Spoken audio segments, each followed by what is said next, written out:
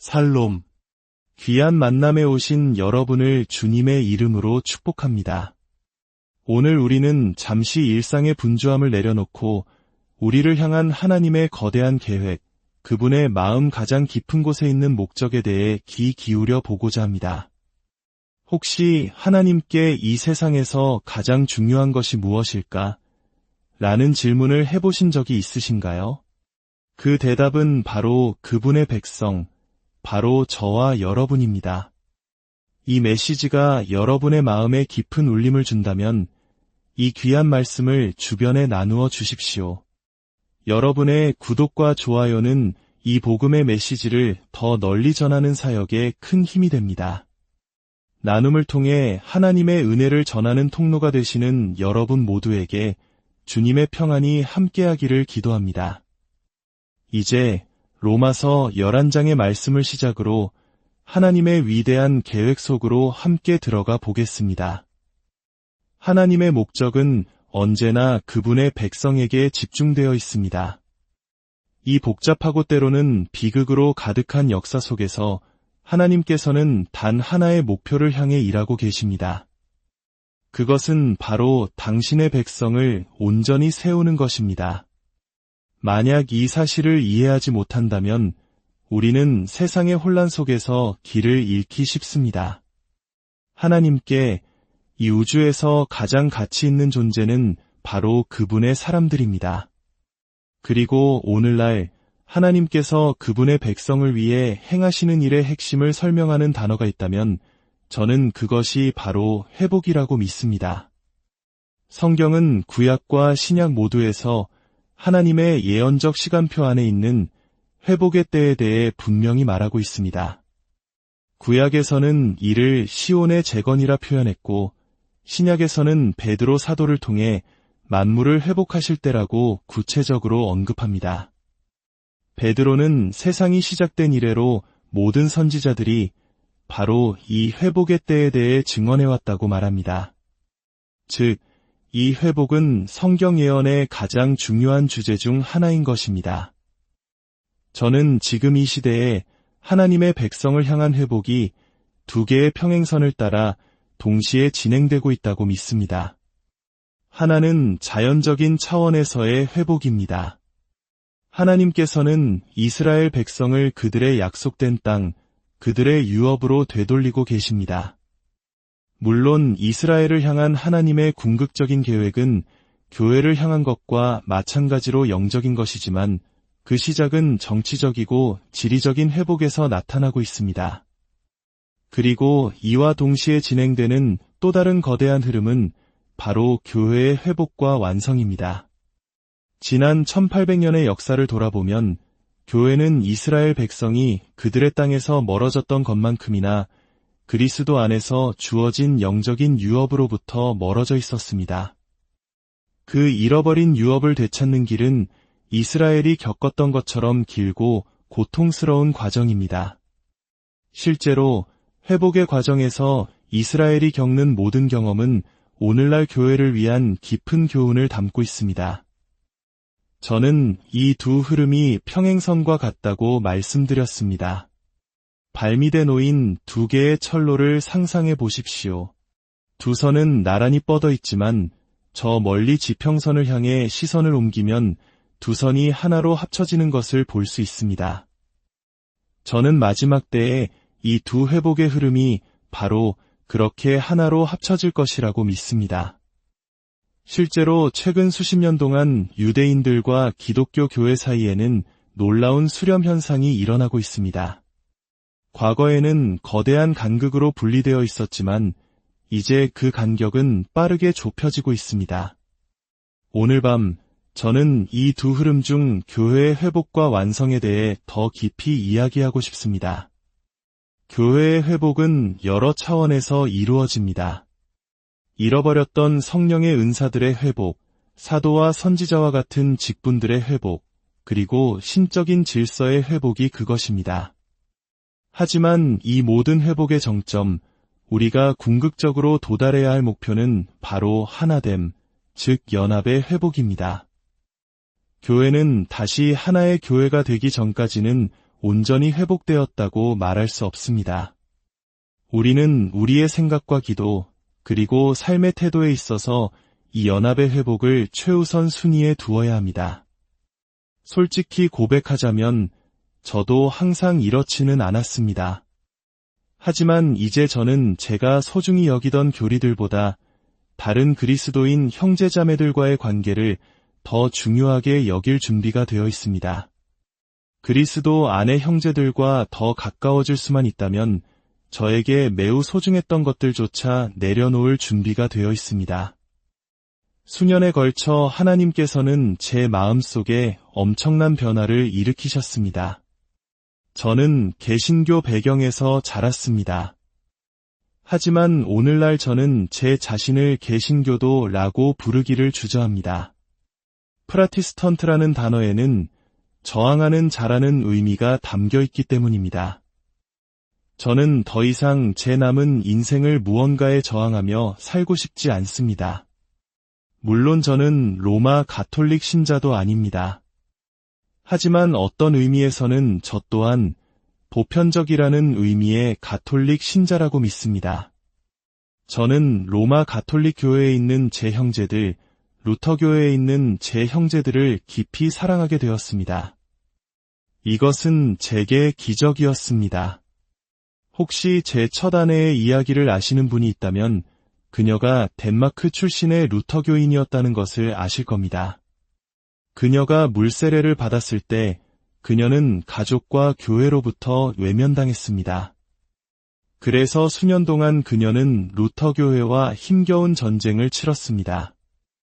그녀 앞에 루터교 목사님을 모셔오는 것은 마치 성난 황소 앞에 붉은 천을 흔드는 것과 같았습니다. 하지만 하나님께서는 루터교인들에 대한 저의 태도를 놀랍게 바꾸셨습니다. 하나님께서 루터교인들과 성공의 신자들에게 성령을 부어주고 계신다는 소식을 처음 들었을 때 저는 그럴 리가 없다고 생각했습니다. 저는 성공의 신자였고 제 아내는 루터교인이었기에 그들에 대해 잘 안다고 생각했기 때문입니다. 하지만 감사하게도 하나님께서는 그 일을 행하시기 전에 제게 의견을 묻지 않으셨습니다. 오늘날 주님 안에서 저의 가장 가까운 친구들 중 일부는 로마 가톨릭 신자와 루터교인들입니다. 저는 가톨릭 신자들에게서, 루터교인들에게서, 그리고 다른 많은 교단의 형제들에게서 정말 많은 것을 배웠습니다. 저는 예수 그리스도와 하나님의 말씀에 대해 귀한 것을 가르쳐 줄 수 있는 사람이라면 누구에게서든 배울 준비가 되어 있습니다. 그들의 인종이 무엇이든 어떤 교단에 속해 있든 상관없습니다. 그들이 저의 영적 유업에 대해 무언가 말해줄 것이 있다면 저는 기꺼이 듣고 받고 그들의 발 앞에 앉을 것입니다. 우리가 극복해야 할 가장 큰 문제 중 하나는 바로 편견입니다. 사도 바울은 우리 마음속에 견고한 진을 무너뜨려야 한다고 말했습니다. 저는 그 견고한 진을 가장 잘 묘사하는 단어가 바로 편견이라고 생각합니다. 사람들은 한번 마음을 정해버리면 하나님께서 말씀하시고자 하는 것을 들을 수 없게 됩니다. 진리의 말씀이 그들의 마음속에 세워진 요새를 뚫고 들어가지 못하는 것입니다. 돌이켜보면 저는 한때 성공의 신자였다가 광적인 오순절 교인이 되었습니다. 오늘날의 저를 보면 상상하기 어려우시겠지만 저는 정말로 열정적이었습니다. 저는 오순절 교인들에게 감사합니다. 그들을 통해 구원을 얻었고 성령 세례를 경험했으며 많은 진리를 깨달았습니다. 처음 오순절 교회에 갔을 때 성공의 교회에서는 들어보지 못했던 것들에 대해 그들이 옳았기 때문에 저는 순진하게 그들이 모든 것에 대해 옳을 것이라고 가정했습니다. 하지만 그들에게도 그들만의 문제가 있었습니다. 저의 지난 실수들을 돌아보며 제가 내린 결론은 이것입니다. 저의 이해가 틀렸다기보다는 불완전했다는 것입니다. 그리고 제가 가진 불완전한 이해가 전부인 것처럼 행동하기 시작했을 때 저는 문제에 부딪혔습니다. 이 자리에 계신 여러분 중 누구도 하나님께서 여러분에게 말씀하시고자 하는 모든 것을 완전히 이해하고 있는 사람은 없습니다. 그러니 마음을 닫고 나는 더 이상 배울 것이 없다고 말하지 마십시오. 그런 사람들만이 더 이상 배울 수 없는 유일한 사람들입니다. 이제 교회의 회복과 완성이라는 주제로 돌아가 보겠습니다. 이 두 가지를 이해하기 위해서는 교회가 처음 시작되었던 태초로 돌아가야 합니다. 저는 하나님께서 무언가를 하실 때 처음부터 완벽하게 하신다고 믿습니다. 수정하거나 개선하거나 조정할 필요가 전혀 없습니다. 하나님께서 노아에게 방주를 짓는 방법을 알려주셨을 때 노아는 지시받은 대로 방주를 지었고 방주는 첫 시도에 완벽하게 물에 떴습니다.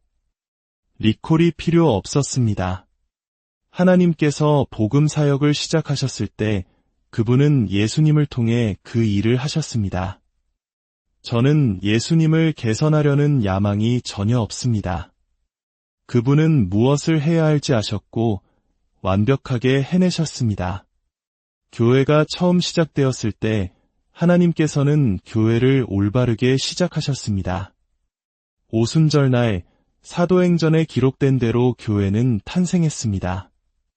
초대교회는 많은 실수를 저질렀고 문제도 많았지만 기본적으로 그것이 주님께서 원하셨던 교회의 모습이었습니다. 저는 그것을 개선하는 데 반대합니다. 제가 원하는 것은 오직 그것을 재현하고 완성하는 것뿐입니다. 예수님께서 지상사역을 마치시고 교회의 시작을 준비하실 때 몇 가지 매우 구체적인 지시, 아니 명령을 주셨습니다. 우리는 하나님께서 명령을 내리시는 분이라는 사실을 깨닫기 전까지는 그분의 목적과 올바른 관계를 맺을 수 없습니다. 하나님은 군 통수권자이시며 군대에서 지휘관은 제안이나 조언을 하지 않습니다.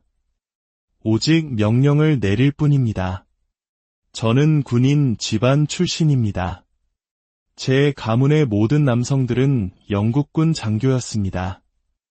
저 역시 원치 않았지만 5년 반 동안 영국군에 복무했습니다. 그때 제게 각인된 한 가지는 명령이 내려지면 복종해야 한다는 것이었습니다. 이유를 묻지 않고 그저 수행할 뿐입니다. 오늘날 현대 문화에서는 이런 태도가 사라진 것 같습니다. 젊은 세대들은 의무라는 단어의 의미를 잘 이해하지 못하는 것 같습니다. 의무는 그저 해야 하기 때문에 하는 것입니다. 복잡한 이유나 분석, 좋은 감정이 필요 없습니다. 그저 하는 것입니다. 이 단순함이 제 인생에 큰 도움이 되었습니다. 저는 복잡한 것을 두려워합니다.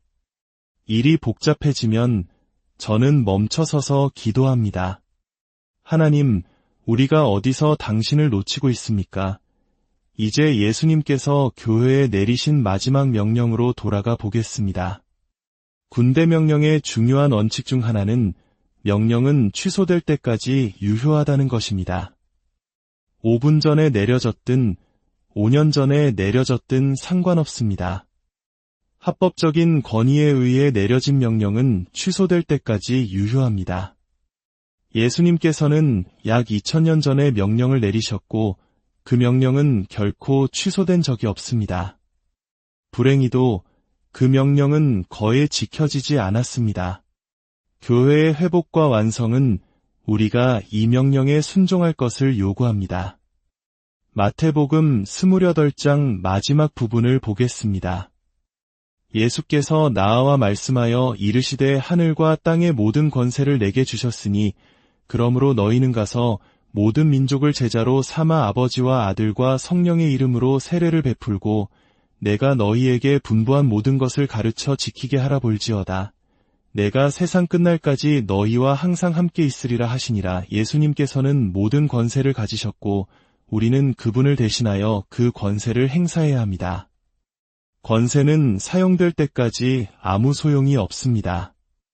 예수님께서는 죽음과 부활을 통해 사탄의 손에서 모든 권세를 되찾으셨고 이제 그 권세를 우리에게 주셨습니다. 그러나 우리가 그분의 명령에 순종할 때만 그 권세는 효력을 발휘합니다. 그분은 가서 모든 민족을 제자로 삼으라고 명령하셨습니다. 일부가 아닌 모든 민족입니다. 이 과업은 모든 민족에게 복음이 전해지기 전까지는 완성되지 않습니다.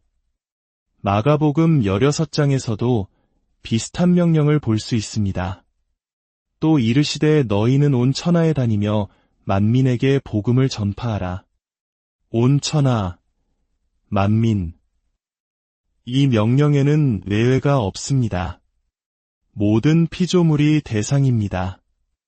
아시시의 성 프란치스코는 이 말씀을 진지하게 받아들여 새들에게도 설교했고 놀랍게도 새들이 귀 기울여 들었다는 역사적 기록이 있습니다. 그는 태양을 형제라 부르고 달을 자매라 부르며 하나님의 자녀로서 자신의 유업을 발견했습니다. 지금 당장 새들에게 설교하는 것이 어렵다면 적어도 두 발로 걷는 피조물, 즉 모든 사람에게 복음을 전해야 할 의무가 우리에게는 있습니다. 예수님께서는 이어서 말씀하십니다. 믿고 세례를 받는 사람은 구원을 얻을 것이요 믿지 않는 사람은 정죄를 받으리라. 복음이 전해진 후에는 더 이상 중립지대는 없습니다. 그리고 믿는 자들에게는 이런 표적이 따를 것이라고 약속하셨습니다. 귀신을 쫓아내며 새 방언을 말하며 병든 사람에게 손을 얹은 즉 나으리라. 예수님께서는 너희가 가면 표적이 따를 것이다 라고 말씀하셨습니다. 많은 그리스도인들이 오늘날 왜 표적이 따르지 않는가? 라고 묻습니다. 누군가 이렇게 대답하는 것을 들었습니다. 주차된 차를 따라가기는 어렵습니다. 표적은 교회 의자에 앉아있는 사람에게 약속된 것이 아니라 가는 사람에게 약속된 것입니다. 제 경험상 가는 사람들에게는 표적이 따릅니다. 사도행전 한 장은 예수님께서 이 땅에서 하신 마지막 말씀을 기록하고 있습니다. 너희는 몇 날이 못되어 성령으로 세례를 받으리라. 오직 성령이 너희에게 임하시면 너희가 권능을 받고 예루살렘과 온 유대와 사마리아와 땅끝까지 이르러 내 증인이 되리라. 예수님께서는 증언하라가 아니라 증인이 되라고 하셨습니다. 증인이 된다는 것은 무엇을 의미할까요? 그것은 예수 그리스도께서 살아계시다는 것 외에는 설명할 길이 없는 삶을 사는 것을 의미합니다. 예수님께서는 이 증거가 땅 끝까지 전해지기를 원하셨습니다.